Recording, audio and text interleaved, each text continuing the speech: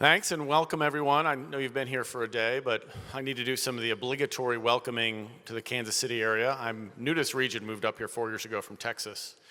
But first, it's very important to understand your geography. I know everyone here is an expert on U.S. geography, but maybe not all your family and friends are. Just remind them you're actually in Kansas City, Missouri. So you're on the Missouri side of the line.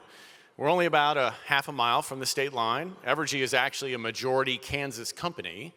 But we serve the metro area in Kansas City. I still explain it to some of my relatives back in Texas. I'm actually a resident of Missouri. But we're thrilled that you're here. Hopefully you track the NFL closely. You'll see that the Kansas City Chiefs are still the only undefeated team in the NFL. Chiefs Nation, there we go. I'm afraid that you missed Taylor Swift. She was here Monday night, but I don't think she'll be stopping into the conference. But Taylor Swift was here, of course.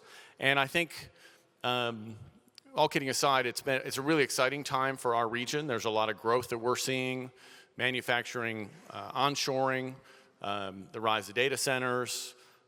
Overall economic growth prospects are stronger now than they've ever been. And at the same time, the demands of our customers are higher than they've ever been. We can never lose sight of affordability. That's always going to be at the forefront. We talk about it at our company, affordability, reliability, and sustainability. We, at our peril, ever forget that affordability's got to be first, especially in our jurisdictions. First and foremost, we have to be mindful of the fact that we have the obligation and the privilege to serve every customer in our region. On the residential and commercial side, especially residential, 20%, 25% of our customers are in an income category where the bill really matters.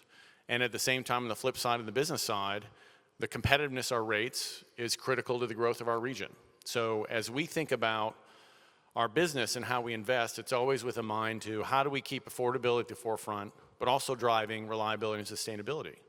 Because the attentiveness to customers to the reliability of their service is as high as ever.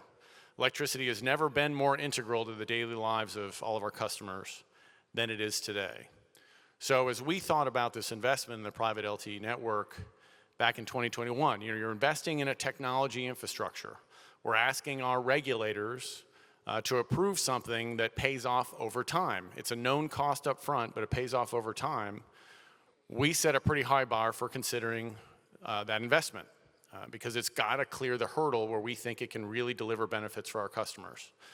And we're obviously still ongoing in the process. I think we've actually got a demo of some of what we're already deployed over in the conference hall just next door, so I encourage you to stop by to see it. But the team is already seeing great benefits from what we've deployed because I think we're about 80 towers in, we've got about 10 to go. We've deployed, as we heard in the award earlier, about 400 devices. Nice touch, by the way. It was no home cooking that led to Evergy winning the award. I guarantee you, a very, very neutral panel decided that Evergy would win. But as you heard, we've deployed about 400 devices. I think we'll have several thousand or a few thousand within the next year or two. And it's delivering on the promise of what we're looking for when we made the investment. So having that kind of real-time information, an ability to make changes in our network near instantaneously to reroute power if needed, an ability to much more quickly isolate where there are problems in our grid, to manage our grid, to deploy resources as we need to restore power, is allowing us to run our network more efficiently, so save money, at the same time improve reliability by both reducing the number of outages and reducing the time in outages. So there's still work to do in proving it out. Our regulators will be very rigorous in reviewing it. I'm sure the same will be true for all of your companies. You'll be hearing from the chairman of the Kansas Corporation Commission later, and you'll see that he understands this stuff and sets a high bar.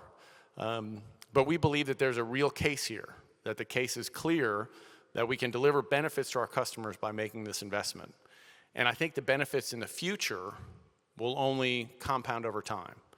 So we're going to see a lot of use cases that continue to expand. We were willing to make the investment on the initial use case, and we think it's proven out.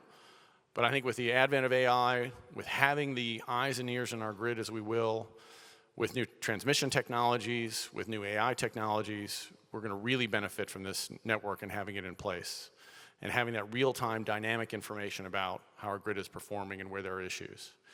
I think that's only going to compound over time. You're going to hear a lot more about it from more expert folks than Evergy. I think the next panel is going to be Ryan Mulvaney and Charles King.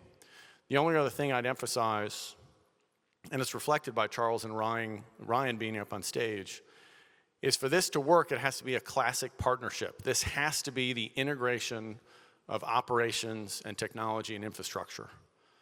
You're not going to get the benefits of this technology if you're not closely aligned with operations, how operations is going to drive its processes to deploy and utilize the information. Got to make sure the infrastructure is well understood, that the information is communicated within the networks that the operating teams actually use. So that partnership and kind of redesigning your processes to make sure you can leverage the technology is a critical part of the exercise, as I know all of you know. So Charles reminds me of that. Ryan reminds me of that. If we ever don't have that cross-company teaming, we get it right most of the time. But as you all know, it takes work to make sure that cross-functional teaming takes place.